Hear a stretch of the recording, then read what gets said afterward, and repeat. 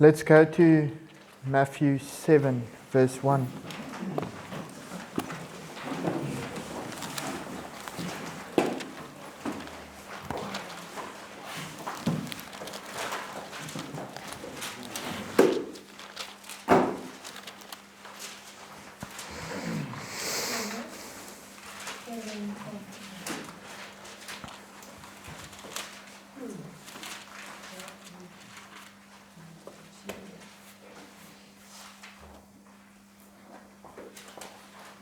Okay, it says, "Judge not that you be not judged. For with what judgment you judge, you will be judged. Okay. And with the measure you use, it will be measured back to you." So, regardless of this being a biblical principle, something Jesus speaks to us about and a rule we should follow because it's what Jesus wants us to do. It's a basic life principle. We need to treat people the way we would like to be treated. We need to do to others what we would like to be done to us or for us. So much torment comes to people's lives because of judgmental attitudes, criticism, and suspicion. Multitudes of relationships are destroyed by these enemies. Once again, the mind is the battlefield. So if you look at being judgmental, it's not a physical thing. It's not acting in a physical way. It's acting in your thinking, in the way you perceive things. Seeing a situation and not be grateful for the situation, but pointing out what should change or what can change for it to be better. Not looking at how good it is already. If you look at a critical mind, you point out what other people are doing wrong, how other people's behavior is not the way it should be. And then, if you look at a judgmental and the critical thinking, if something's wrong, it's wrong. But we need to think twice whether we are in the position to point out what's wrong. Jesus also speaks and he says, those without no sin can cast the first stone. We shouldn't cast stones. If we correct, we need to correct in love. If we help, we need to help in love. It shouldn't be with a judgmental or a critical angle. That's not going to benefit us and it won't build up. It's going to break down. Okay, so knowing it all. When you come to rehab and you know exactly why you're here. It's a little bit late to realize why you're here. You should have realized the problem before it became a problem bringing you here. There's a song saying it's too late to apologize. Okay? When you come here, it's too late to apologize. The sorry shouldn't be with words anymore. From now on, the sorry need to be through actions. And it's not going to be immediate actions. It's going to be a process of actions. The sorry cannot be instant anymore. We've had that chance to say sorry with words and we chose to continue our paths. Okay, so back to the point, knowing it all, or when you come here, you sort of know why you need to be here, you know what to change, and you don't need anyone to help you to change your life. Then again, if you don't need anyone to help you change your life, why did you have to come here? Okay. Sometimes we think that we are super clever, really knowing what's going on, and God brought us here to help others. I came to Ria because God wants me to change Jericho. And a lot of times we come here with that mentality. I'm here to help others. But before we can help others, we need to go through a healing process ourselves. And we need to be healed, because if you are broken, you can't fix anyone else. Okay? And time will help with that process. That can't be instant. When you've walked this road, the healing will not be instant. It's going to take a process, because addiction has been a couple of years. For some of us, it's been most of our lives. That healing is going to be a process. Okay, so being super clever and thinking that there might be a program, but the program need to change in this and this ways, and this won't apply to me. Being critical regarding the situation that you're in, being critical regarding your circumstances and the position that you are in. Just remember the position you are in because you couldn't help yourself. Okay, so let's go to 1 Corinthians 10 verse 13.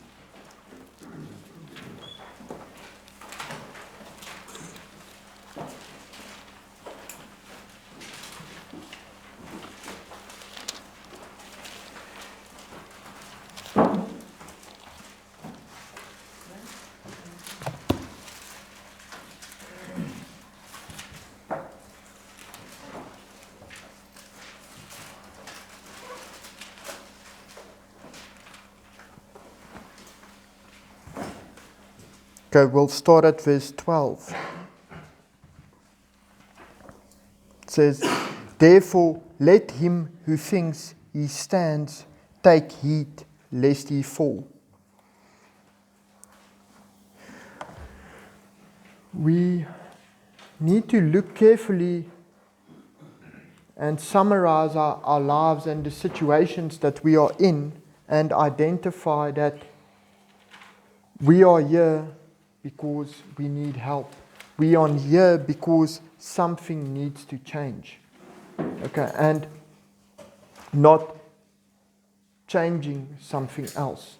The something that needs to change is within. And that is where it's important to take heed, because if you think you stand, you might fall. It speaks in the Bible a lot about being edified, and the humble people will be edified. But if you're living with a prideful mentality, it will lead to destruction and your own destruction. If you're not open and teachable to what's being taught, you won't benefit. And it's going to lead to your destruction. If you are open and teachable, whatever is happening around you, at the end of the day, you'll benefit, because through the process, you'll be learning something. You'll be learning skills, and you'll be learning ways to fight mental battles. If there's a challenge along your path, you'll learn ways to pass those challenges and to persevere. But being blunt and filled with pride, you won't be able to learn these things. Okay. Situations might arise while you are here, and something might upset you. And you can kick against it and give up, or you can push through and you can persevere and you can learn from the current situation. Okay, then verse 13, it says, "No temptation has overtaken you except such as is common to man, but God is faithful, who will not allow you to be tempted beyond what you are able, but with the temptation will also make the way of escape that you may be able to bear it." So, in our circumstances, whenever we turn to that fault-finding phase, you need to know that each situation has been placed on your path for you to learn something. And no situation is too big for you to persevere and to learn something out of. No situation is on your path to destroy you. God promises that every situation on your path, He will give you the ability to push through. So now it's up to us to go and stand on this promise and to get the ability to push through, to persevere, not to give up, and choose that I'm not going to go through this because I don't want to.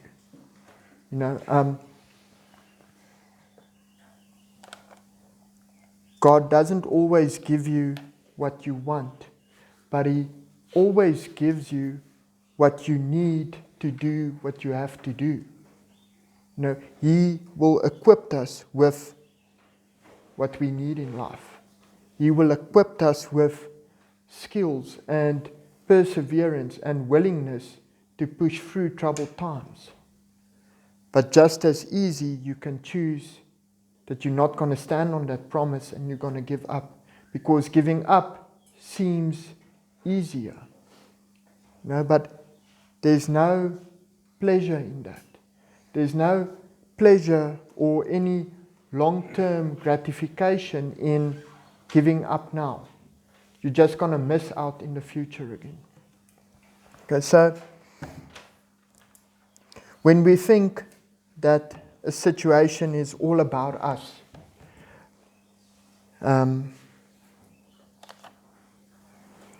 something might happen in your life or to someone else, and you might struggle with the situation or what's been happening to them and struggling to deal with that thing. But it's not about you. It's about them. And sometimes we take so much strain with other people's situation, we somehow give up. That's not how it should be. We should be there to edify and uplift other people. Okay, so something that I wrote here, it says, we don't see it as something happening. If there's a situation, we don't see it as something happening. We see it as something happening to me. And it's not like that. It's just something happening. We should refrain from placing ourselves in the middle of each and every situation. Sometimes we aren't in the middle, and it's not about us. But if you're judgmental and if you're critical, you would think that it revolves around you. It's unfair towards you. You would see it as unfair towards you, not as that's just the way it is. Okay, so if we look at pride, let's go to Romans 12 verse 3.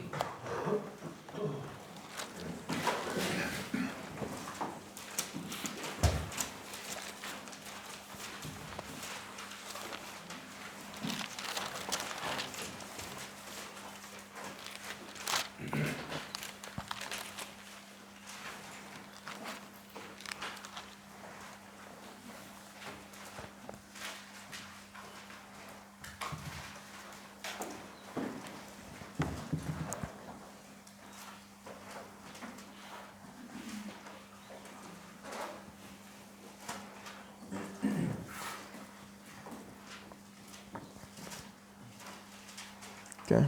It says, "For I say, through the grace given to me, to everyone who is among you, not to think of himself more highly than he ought to think, but to think soberly, as God has dealt to each one a measure of faith." Okay, not to think of himself too highly.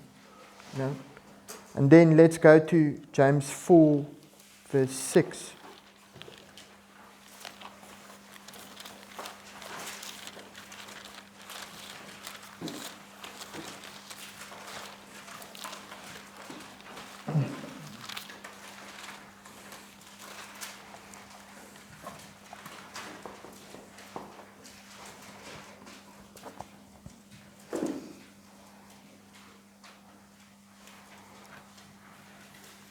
Okay, we all know this verse. It says, "God resists the proud, but gives grace to the humble." And if a situation revolves around you, you are being filled with pride. And there is unique situations where you are a victim and something bad has happened to you. I'm not talking about those situations. I'm talking about things in general when you put yourself in the middle of a general situation, thinking that it's unfair towards me, pointing out how someone else should do things differently, not firstly thinking, how can I look at this differently? Or how can I approach this differently? We immediately look for the difference outside and not within. That's being critical. Okay, so, and then if we talk about being suspicious, being paranoid, that's especially when you're doing something you're not supposed to.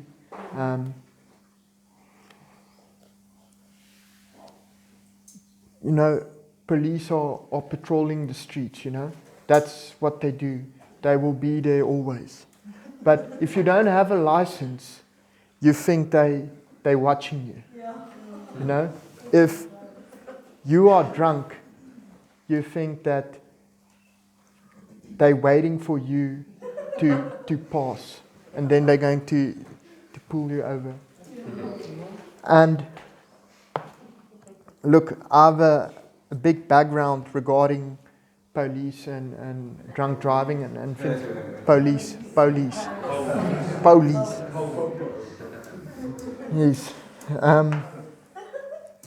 But anyway, so it's not about you. They're not there to catch you.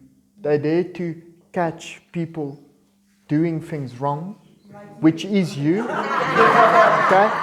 But you guys get what I'm saying, They didn't go and stand there in the morning, thinking, I'm going to get Dirkie today. Okay. Okay, then the last point is thinking of holy fear. We need to live wanting God's blessing more in our lives than what we want. Okay, and it's very difficult. You can do things the right or the wrong way, or the easy way.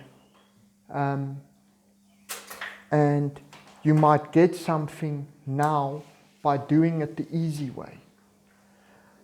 But God's blessing in your life should be more important. Because God can bless you a lot more than the amount of money you'll be able to work for ever. And if you understand that principle, then doing things the right way will be more important.